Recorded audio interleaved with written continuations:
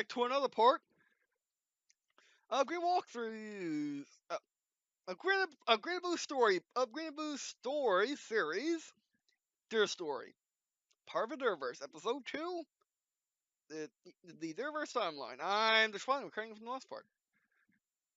So how the Unity won World War III was doing the unthinkable. Doing something Russia doesn't do, or else they would have done it by now. Which is, cross this thing. Cross this thing. The Bering Sea. Because using advanced Green&Blue tech, using advanced Canadian tech, using advanced Greenland tech, using advanced Viking tech, using advanced, more Green&Blue tech,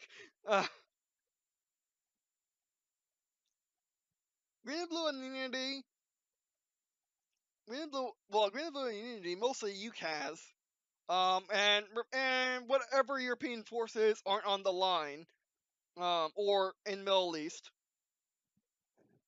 Which, remember, populations are much bigger now. Populations are a lot bigger now, so there's more forces to spread across the planet.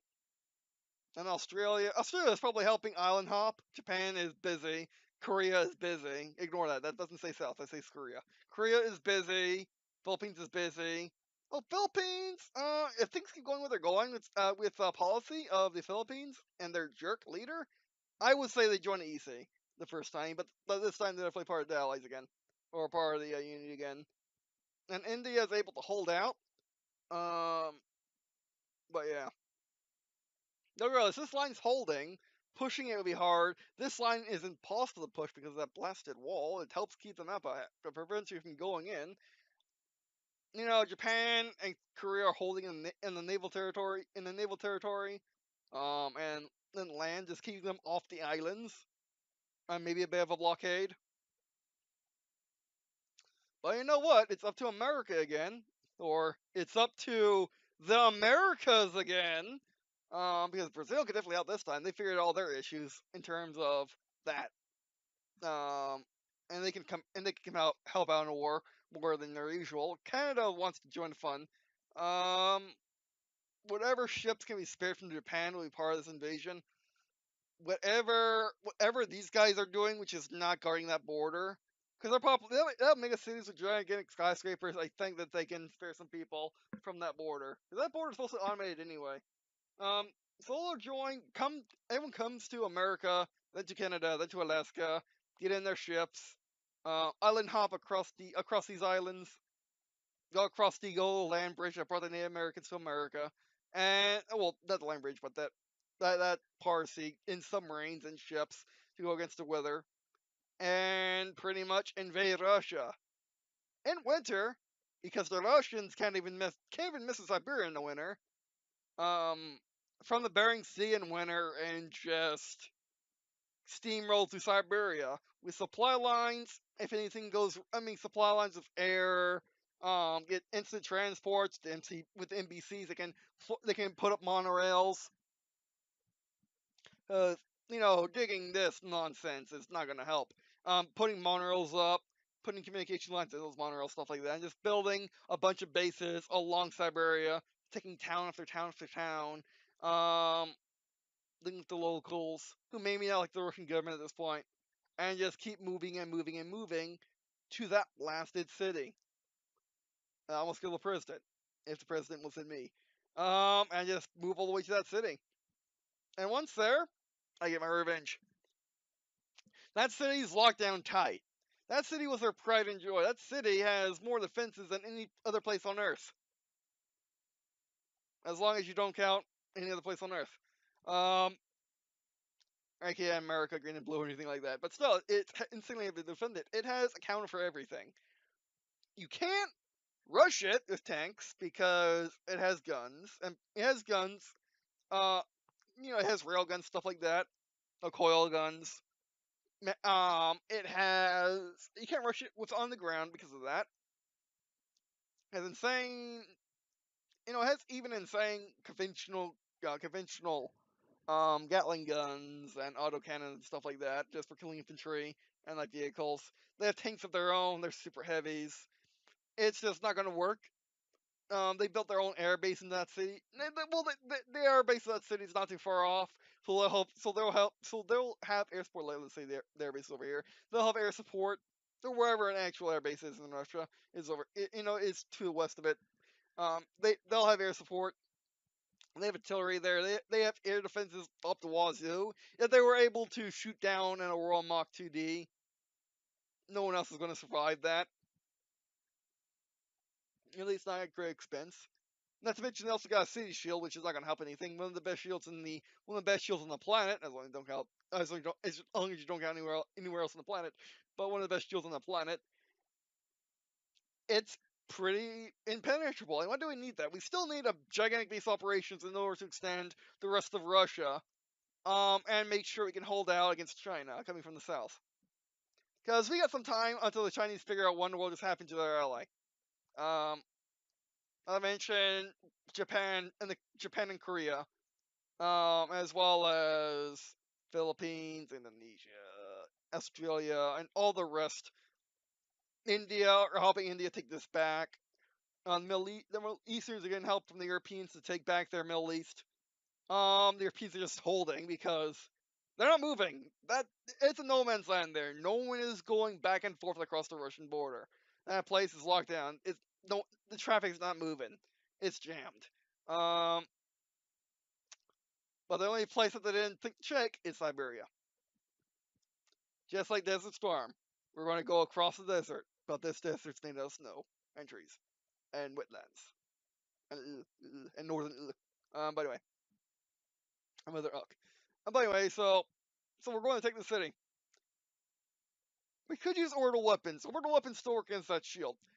Using a rod from God to go clean to that shield, no issue. You can take out the shield generator in the middle of the city, which is also a central power source, and it's the beginning of winter. It's actually cool. Basically, it's the not so beginning of winter. So basically it's July. I'm kidding. It's not. It doesn't get that cold that fast in Russia, I think. So it's like September or something. And you want to keep that. Not only do you want to keep the civilians alive because they didn't evacuate them, not only because they really could. There's too much population. They can go to China. That's where they came from. They could go to Russia, but that's a long way to Siberia. And their infrastructure is better than it is in the modern day, but not good enough. So what did they do? So a rod from God would take out the generator, and then you have to rebuild it. So you'll be cold in that city as well as a bunch of civilians. That's not going to work. And the civilians aren't going to like you anyway. They think you're the worst of humanity because they've been isolated so long. Um, or at least they just been propaganda into that way of thinking. It's just not going to work.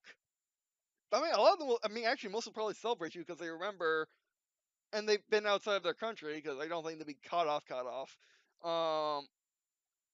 Like they won't know about they know about you. Like they've had Unity visitors before, but the propaganda is just so strong.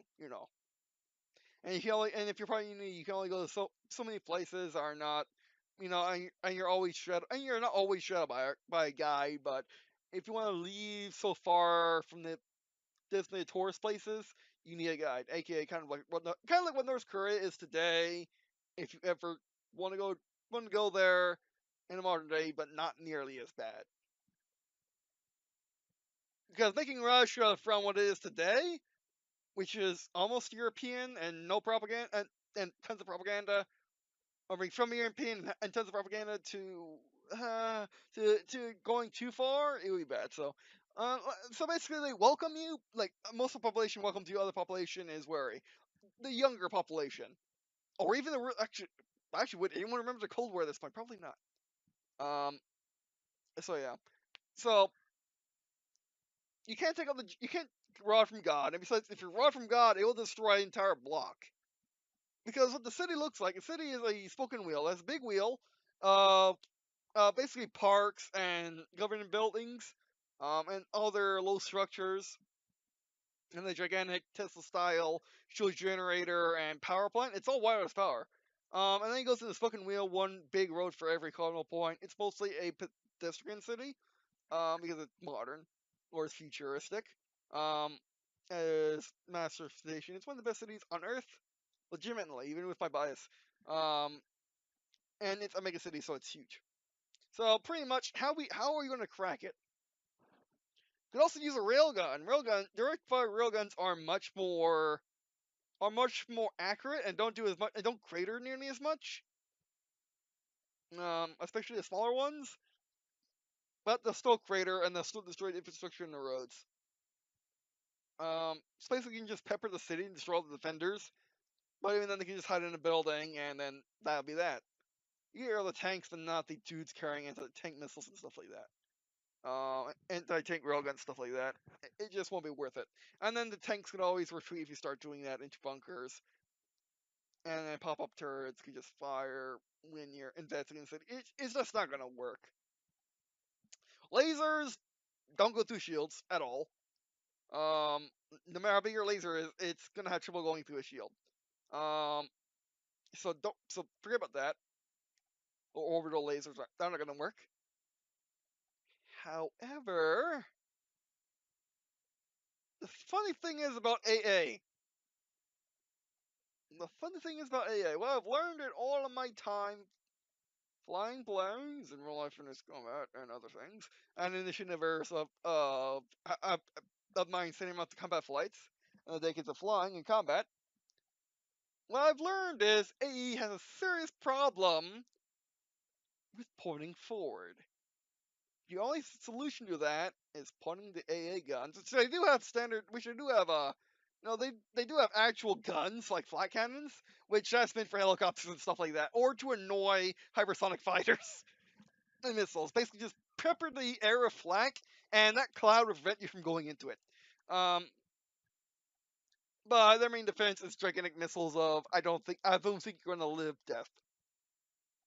So my idea is to take the Aurora Mach 2D or Mach 2D and do a maneuver I like to call what's a good picture?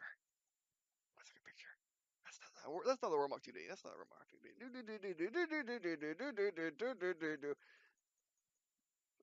Actually, can I actually see the images now?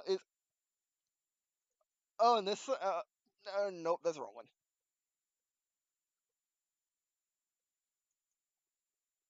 There, and then that's it going. And can go pretty fast horizontally.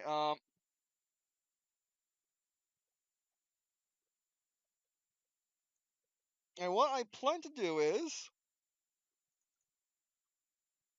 take the Aurora Mach 2D.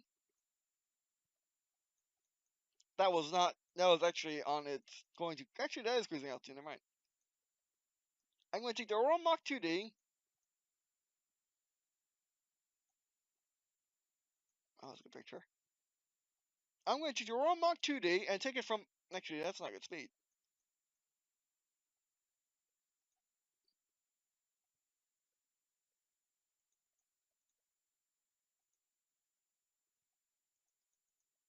Oh, this thing doesn't like staying altitude very much. Gets average speed. Um, I like that. I'm going to take the Aurora Mach 2D. I'm going to do a maneuver I call the low speed ball. What is that you're wondering? Well, my friends, is simply flying beneath the Earth, going across the terrain onto the megacity. Okay, let's actually switch to image. Russia, Russia. There you go. Flying beneath the Earth to the megacity across our lines. And why I can do this, by the way, unimpeded, why I can get my Roman Mach 2 so close when I couldn't before, is simply because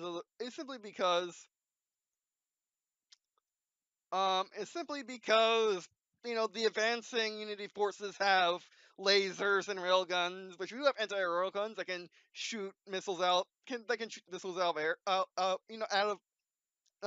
the air. So I don't have to worry about them very much, until I go over their lines and actually approach the city. Then I'm doomed. But since all their AI is pointed up and not forward, and they're not expecting someone to literally bum rush them through the shield and across the streets. If I go above building level, which is probably a couple 100 feet, hundreds of stories buildings, like they're big buildings. They're meant to hold a good couple million or even a billion people in that one city. And I don't need to expand for a while. But pretty much, I need to rush that city. I pretty much need to rush that city over my lines going on Mach 5. No, everyone has to wear earbuds because that'll be annoying. Because that'll probably bust their eardrums. And then rush to my lines, jump over my lines, and then go down and actually enter one of the big roads, which I'm gonna say are 6 lanes. 2 lanes, you know, 2 right lanes, 2 left lanes, 1 center lane. Um, I don't know how directions drive. Pretty much a lane to go in the shops, a lane to just go pass through. I mean, a lane to go do U-turns and go across lanes, um, and then a lane in the middle just to drive down these massive roads. And I'm gonna go down these massive roads with bombs, which are parachutes. I drop out on my stealth containers on my wing pylons, which, by the way, basically a Warmog 2 can have stuff underneath its wings in basically in containers, which are stealth, in which you can have something in the container and then it can open up and then drop something and then close back up to maintain your stealth profile. I don't know how this would work in real life, but that's how I think you can make a pylon and still have it be stealthy. So it would drop these bombs, which I guess it could drop from the internals bay as well. It would drop the bomb from the internal bay. It'll go on the parachute. It would basically drop from the internal bay, go on the parachute. It'll get delayed and then get delayed until we're far enough away, then slowly, daintily drop on the enemy units and explode, with enough, with enough potency to blow up the lane. To blow up to blow up the units in all 6 lanes. Actually, blow up the units in 3 lanes, and then we take actually no, in all 6 lanes. It's big enough bomb. Actually, would it be big enough bomb for a fighter? It's either 3 lanes or all 6. No, let's make it 3. Let's make it more difficult. 3 lanes, and then and then basically fly the canyon, drop another bomb, drop another bomb on another line, drop another bomb on another line. There's 3 lines of defenses. Wipe them out.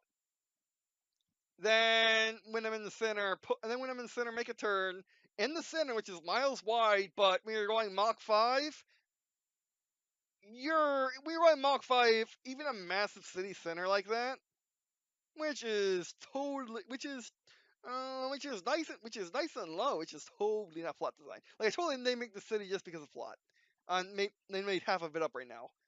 Like made up made more reasons why it exists. I already made a lot of reasons up right. I may have invented a lot of reasons for this now, but none of it right here. And pretty much make a high G turn into one of the horizontal lanes, and then bomb them. Like, drop 3 more bombs. Actually, I would have.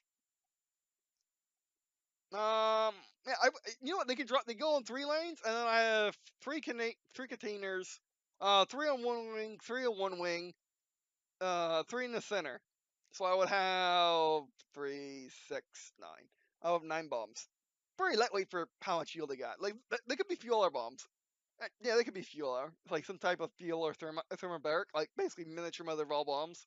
Drop them on the 3 lines, turn, drop more than 3 lines. So basically, drop off the wings first. On the 3 lines. Actually, would it be better to drop off wings or center fuselage? Wing. Actually, wings would annoy you in maneuvering, but then you got an AI watch, and then you got a computer in your plane, which is probably a modern day supercomputer at this point, like something equivalent to a modern day supercomputer. Actually, let's open image aircraft. Let's go back a second. There you go. Oh, let's get undercarriage view. Nope, none of those. Those undercarriage views, but they are terrible. Oh no, that's in the way. See, that's not undercarriage. It's just nowhere Mach 2. Yeah. Actually, you go 1, 1, 1, 1, 1, 1, and then it really is trouble. It really is trouble with the 3 inches in the back. Although in real life, the engine will go in the entire fuselage and all these are fuel, but because Kerbal Space Program only fuselage is fuel, and then the wings are empty. So basically, bomb. That's a discussion for another time. But regardless, drop my three bombs on one lane, drop my three bombs on another. Then back out and then go away from the city. Switching to city view. Go away from the city, come around. This basically go away from the city. Go take a hike from behind some hills. What's the distance here? Measure distance. Can I really go behind these hills? No. Even at Mach 5, that's not fast enough. Then go behind some hills, and then have some interesting dialogue between me and Watch, interesting dialogue between the enemy commanders, and then come back to another lane, come back to another lane, and then I have to come back out to my lines, rearm, refuel. I mean, rearm, refuel. I don't need refuel, but just rearm, come back, now rearm, go that lane, and then they get on to me, so go straight this time. I'll go straight to the diagonal, come back around, straight that lane, and then go back down to the middle, rearm, refuel, then go down the middle, eat it, and come back, and then we're good. Then we're good for one run, and after another run. And then by the halfway point, they start aiming their anti-aircraft guns down, allowing me to go over buildings, allowing me to change tactics, and then go over buildings in the second run. And then they're like, quickly turn the AA, turn the AA, and basically just completely flabbergast them. Of course, they're stupid. Their stupid anti-aurora missiles are still going to exist, and they're still going to be pacing up because that's the only way they pace. Actually, I would have blasted them on the first one because I'm not dumb. I would have got rid of them on my first run, which my first one before basically. I would come down here. Actually, I would have to go. I would have to do the complete series in order to get to that center because I don't want to be caught on that center too long, or else they'll figure it out. I basically had to get rid of the lanes as soon as possible. At least get the maximum chance of assault if I go down, or if they get smart enough too fast, and I have to basically stop my runs. But yeah, and then what happened, and then what the entire story is an entire episode or series right at a time. Like that would be cool. And then pretty much from then on, we just move west, take their capitals, and win the war. I mean, and spoiler, I'm sorry. And then 2065 event in World War IV. And then things start to go really right. No, wait, no. And then a year later, in 2066 event, World Peace Conference is held at Eden Center, just outside Baghdad, Iraq. Baghdad. How am I mispronouncing that? Baghdad, Iraq. Sorry. And that's pretty much. I mean, it's gonna be like where Eden was placed in the Bible, which I watched a History Channel or Discovery show, and they actually discovered an ancient river, which was that third river, where the Tiger and Euphrates is. I forgot where it was on the map, but wherever those three rivers meet that Eden's going to be placed, it'll be around Baghdad anyway. Which Baghdad, being the capital of Iraq, would be a mega city at this point. It'd be actually a really bustling city now that everything is settled down. After the Iraq War and ISIS. Um, and yeah, and then as you may have guessed, this conference is about world peace. With the final defeat of Russia and China, the last of the world's empires is done.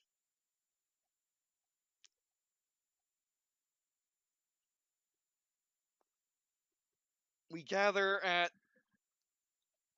the World Peace Center, we gather at the Eden Center here for the World Peace Conference to celebrate everlasting peace on Earth.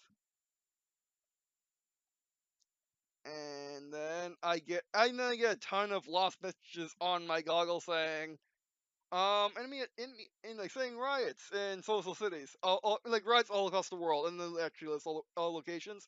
Um, and then bases lost across locations, unknown forces, and then Watch is like, I'm disconnected. I'm like, oh no, I've seen this before. This being decades later, just like the style of World War III. They knocked out satellites. And then one of my daughters, who is now fully grown, gets up and says, "What do we do, Dad?" Well, I look around the center, scratch the back of my head through my helmet because I'm magic like that. Allow sigh, and then hear explosions, and then I'm like, okay. They then I address the crowd. Some said there would never be peace on Earth. They never knew that we'd be so close to it. And then it's taking away. Okay, evacuations. Let's get everyone out of here. Get into the get our convoy set. We need to get everyone to the docks. And then and actually, when my son is like, to Israel, to the Mediterranean. I'm like, yeah, uh, because I'm looking, I'm bringing back up the map, and pretty much like there are dogfights happening everywhere in the Middle East, everywhere. I mean, everywhere around the Eden Center. We're not going by air. We have to go by land.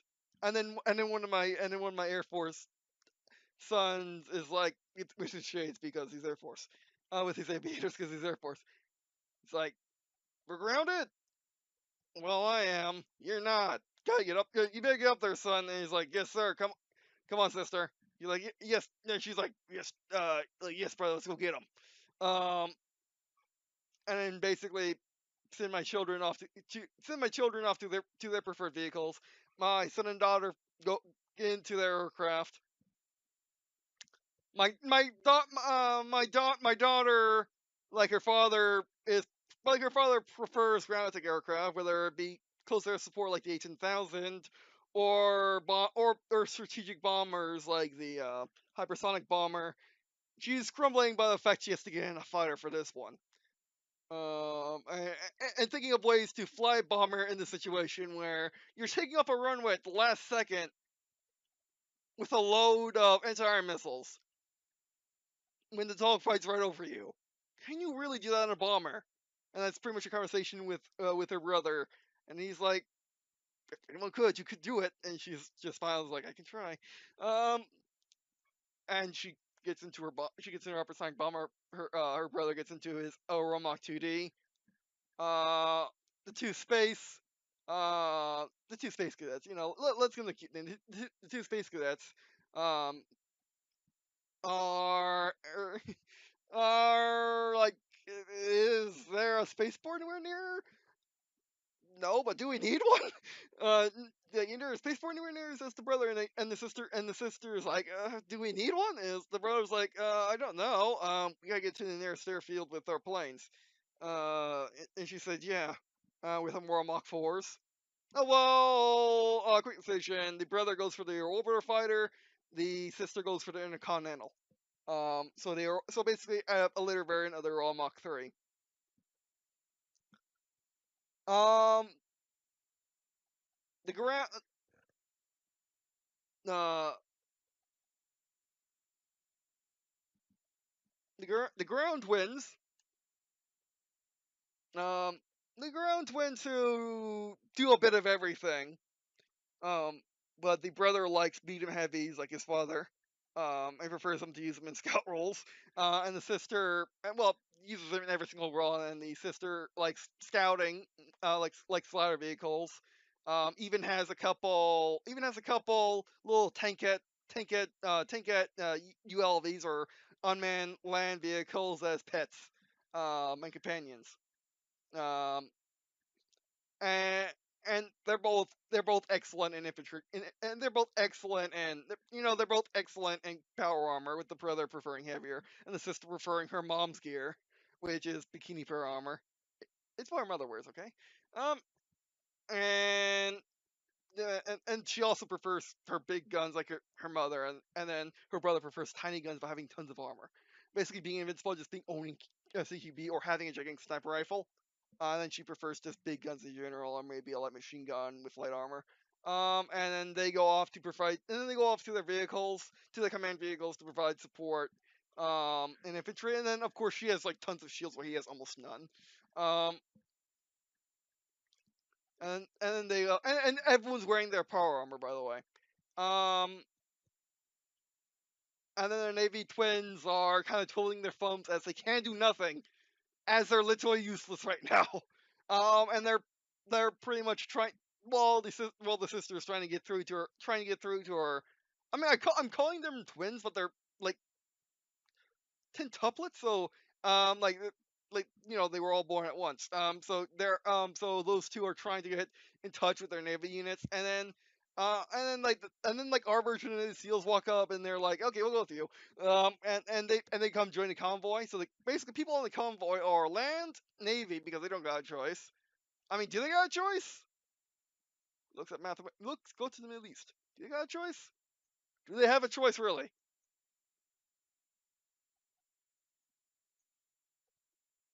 Actually, where's Baghdad? I mean, they have two rivers. Oh, they go to amphibious vehicles. They go to heavy amphibious vehicles. That's what they do. So they don't got much of a choice. Like he likes battleships. She likes carriers. You got neither there. And then you got uh, and then you got the last two twins who stick to their dad like glue, who are not weaklings. That's terrible. They are the actual twins. They are the last two born, and they're generalists. They can literally do everything else all the other sets can, but they can't do it for long. They're more science types like CS was, or like CS is, who is now really old man. Whereas my entire family is actually looking pretty in their 30s at this point. All of us. Interesting. We'll discuss that another day. Like I should be in. I'm gonna have to cut this. I'm gonna have to cut this, but I should be at the beginning of this event. I would be seven. I would be. Ooh, I would be 71, and yet I don't look a day over 40. Um, that's because of reasons, which there are good reasons, and yeah, for that. But we'll get to that another time. Um, all right, so that'll be it for this video, and that begins the fall when everything was going right. It was going to be a happy ending, and then it exploded in like 5 seconds. All right, so that'll be it for this video. Thanks for watching. Do appreciate watching on this video. It means a lot to me. It also remind me if you were to subscribe to my Patreon. I'm doing so fun have fun this channel, have fun my life. So looking forward to do the series. And do and make it like a actual show, do video games, stuff like that. Get the resources to actually to actually make a show, to actually make a game. Even if I do it myself, I'll do it. But with your money will help. And with your money I could also pay someone to work with me, be part of my crew and stuff like that, or be part of my team and stuff like that. But anyway, also, if you can't support my Patreon, so if you want to be my watcher on YouTube is more than amazing and so on. Thank you all. Take time of the day to watch these videos. Love you all. All right, so that'll be it for this video. All right, that'll be it for this video. Thanks for watching, and I guess see you in skin.